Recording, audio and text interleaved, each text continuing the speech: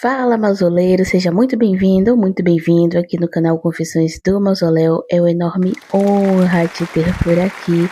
Hoje vamos para mais uma coletânea assombrada do jeito que eu sei que vocês gostam. Lembrando que vocês também podem enviar os seus próprios relatos no e-mail que está na descrição do canal. Lembrando que não é na descrição deste vídeo, e sim na descrição do canal. Sem mais delongas, bora para o vídeo.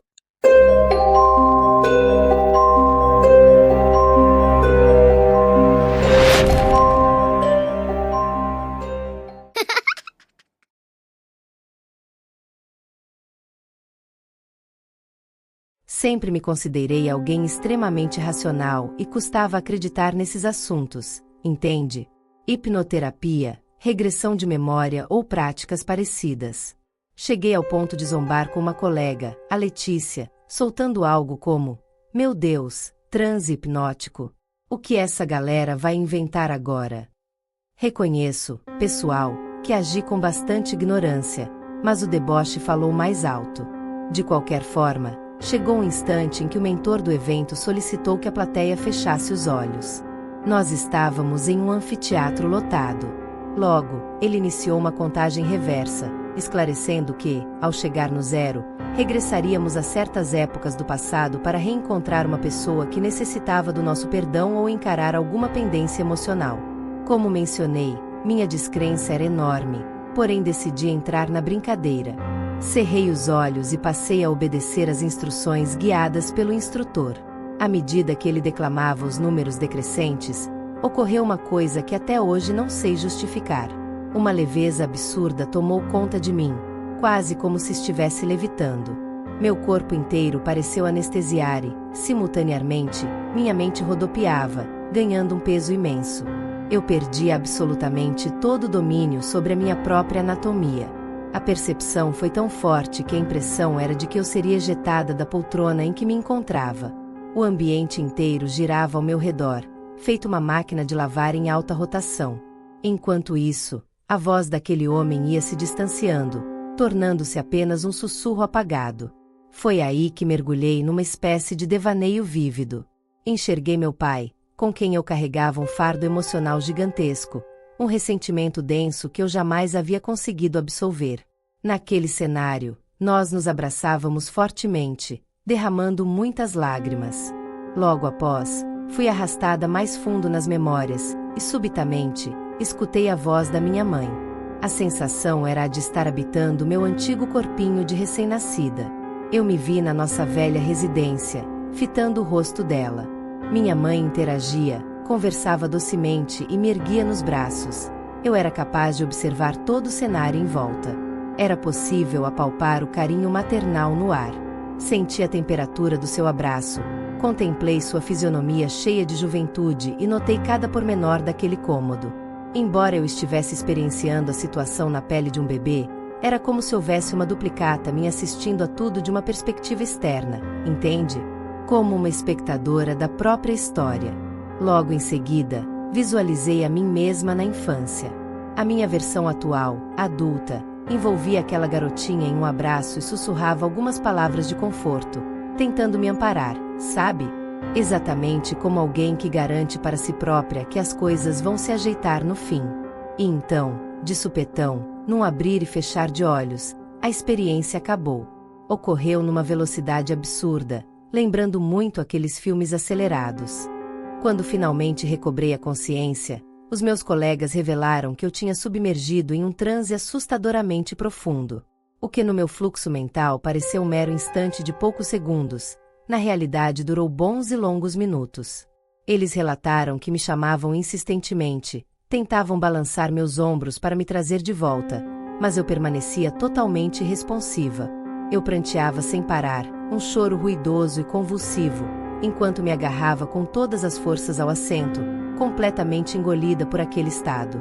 Na visão deles, a cena foi estarrecedora, pois eu parecia surda para o mundo exterior. Apenas soluçava e cravava as unhas nos braços da poltrona. Eu só retornei à realidade de fato quando o mentor encerrou o processo hipnótico com um estalo de dedos ruidoso. Foi algo absolutamente estarrecedor. Até os dias atuais, não encontro explicações exatas para o que vivenciei. A intensidade sensorial, as memórias irrompendo como faíscas e o calor do toque de minha mãe reverberando na pele. Para alguém que nutria uma descrença inabalável, passar por aquilo transformou meu modo de conceber a realidade, os limites da mente e até a espiritualidade. Percebi que recuperei uma ponte com a minha própria essência, com a minha versão infantil, e que havia chegado a hora de finalmente conceder a absolvição emocional. Algo que sempre pareceu uma montanha inalcançável para mim, mas que ali, no silêncio da mente, senti que perdoei de alma limpa feridas antigas que tanto me envenenavam. Atravessar essa vivência foi espetacular, transformador e singular. De todas as visões e sentimentos, o que ficou gravado com tinta indelével no meu ser foi esse resgate do passado, em especial a figura jovem da minha mãe e a nítida sensação de pisar naquela época antiga sem estar fisicamente lá. Uma experiência inacreditável. Nos dias que se seguiram, essas recordações continuaram emergindo. Foi como se a minha psique tivesse destravado portas trancadas há anos. Elas retornavam em pequenos relâmpagos visuais, como se o cérebro finalmente me entregasse a chave para compreender a origem de certas travas emocionais. Gradualmente, fui ligando os pontos e compreendendo a raiz de comportamentos adormecidos. Graças a isso, hoje consigo equilibrar minhas dores internas de forma muito mais madura. Tenho um desejo enorme de passar por essa imersão novamente, quem sabe, desvendar outras camadas do meu próprio ser. E a narrativa encerra aqui. Mas o que parecia ser o ponto final dessa jornada foi, na verdade, apenas a faísca que acendeu um incêndio silencioso dentro da minha mente. Nos meses seguintes àquela sessão de hipnose no auditório, minha vida tomou um rumo que eu jamais poderia ter previsto. A princípio, a sensação de alívio e libertação do perdão preenchia meus dias. Eu me sentia leve, como se tivesse retirado um piano das costas. No entanto, o cérebro humano é um território perigoso e misterioso. Quando você abre uma porta que passou décadas trancada, não escolhe exatamente o que vai passar por ela. Aos poucos, as memórias que começaram a emergir não eram mais tão acolhedoras quanto o abraço da minha mãe ou o calor da infância. Tudo começou com os sonhos. Eu me deitava para dormir e, no exato segundo em que entrava no sono profundo, a sensação da centrífuga voltava. Eu sentia meu corpo afundar no colchão exatamente como afundei naquela poltrona. Só que, dessa vez, não havia nenhum palestrante para guiar a contagem regressiva e nenhum estalar de dedos para me resgatar. Em uma terça-feira comum, cerca de 4 meses após o evento, fui me deitar após um dia exaustivo de trabalho. Assim que fechei os olhos, a voz distante do instrutor ressoou na minha cabeça, num eco soturno. 5, 4, 3. Eu dei um pulo na cama, o coração disparado, o suor frio escorrendo pelo pescoço. Tentei acender o abajur, mas minha mão parecia paralisa. O transe não precisava mais de um comando externo. Minha própria mente havia aprendido o caminho de volta para aquele estado de penumbra. E foi aí que a segunda porta se escancarou. Em minhas novas regressões voluntárias, ou melhor, involuntárias, voltei a me ver naquela casa antiga da minha infância. Mas o cenário não era o mesmo. A iluminação dourada e calorosa do amor materno deu lugar a um tom cinzento, gélido e sufocante. Eu não era mais o bebê no colo. Eu era uma garotinha de cerca de 6 anos, escondida atrás do batente da porta de madeira descascada do corredor. Na minha memória consciente, minha infância tinha sido perfeita, sem grandes sobressaltos além das rusgas normais de qualquer família. Mas a hipnose havia destruído esse filtro protetor que meu cérebro passou anos construindo para me preservar. Atrás daquela porta, eu vi minha mãe. Ela não estava sorrindo. Ela chorava copiosamente, sentada no chão da cozinha, enquanto segurava um envelope pardo amassado. Ao lado dela, meu pai mantinha uma postura rígida, com o rosto retorcido em uma mistura de culpa e pavor. Ele não gritava. O silêncio daquela cena era mais estarrecedor do que qualquer discussão acalorada.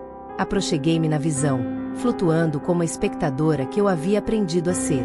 Vi quando minha mãe tirou do envelope uma sequência de fotografias antigas, em preto e branco, e um documento amarelado pelo tempo. Naquele papel, com uma caligrafia elegante e arcaica, estava registrado algo que fez meu sangue congelar instantaneamente. Eu não era filha biológica do homem que chamei de pai a vida inteira. E mais, o nome que constava como meu genitor biológico pertencia a uma figura que minha família sempre tratou como um amigo distante que partiu para o exterior quando eu ainda era recém-nascida, Um homem que falecera em circunstâncias misteriosas e nunca explicadas. A memória não parou por aí. Conforme o transe se aprofundava, assisti à cena em que meus pais percebem a garotinha, a minha versão infantil, observando tudo pelo vão da porta. Vi o pavor nos olhos da minha mãe, não por ter sido pega, mas pelo trauma que aquilo causaria em mim. Naquele dia fatídico da minha infância, para me proteger da dor e do escândalo, minha mãe me abraçou forte, chorou sobre minhas bochechas e disse: "Esqueça isso, minha filha. Finja que nunca viu.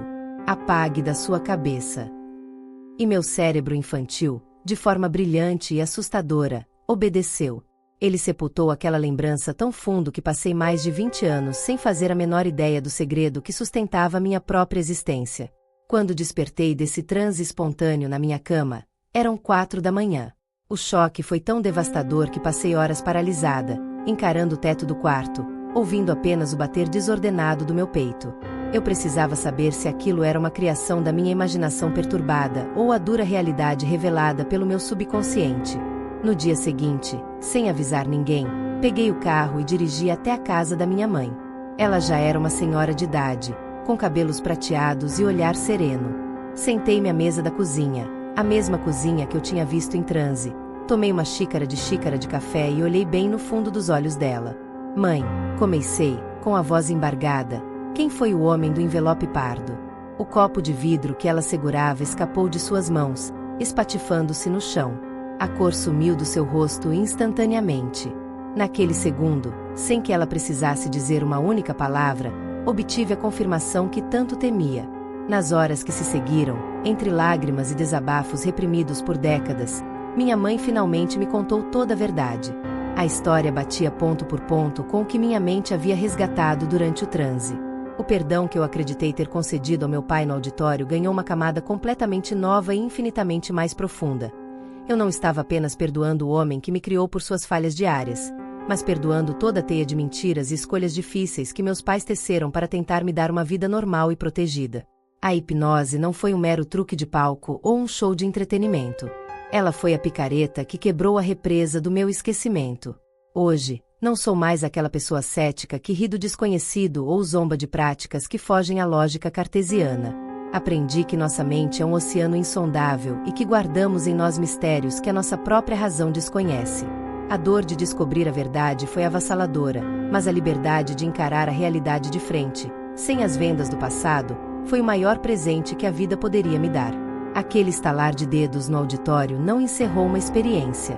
Ele despertou a minha verdadeira história. Encerramos por aqui, mausoleiros. Se gostou do vídeo de hoje, foi muito recheado. E então já não esquece de se inscrever aqui no canal, deixar o seu like, o seu comentário para estar acompanhando aqui sempre mais. Lembrando que você pode enviar suas próprias experiências através do e-mail que está na descrição do canal para ser relatado aqui também. E é isso, um beijão, até mais, bye bye.